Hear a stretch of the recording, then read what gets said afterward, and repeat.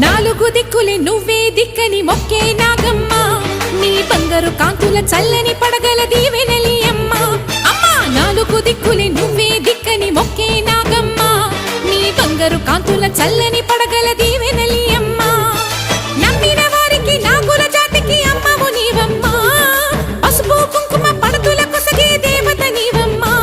మా ఐదవతనమునకు అభయమునిచ్చి అండగా ఉండమ్మా చల్లని చూపుల నాగమ్మ మా పిల్ల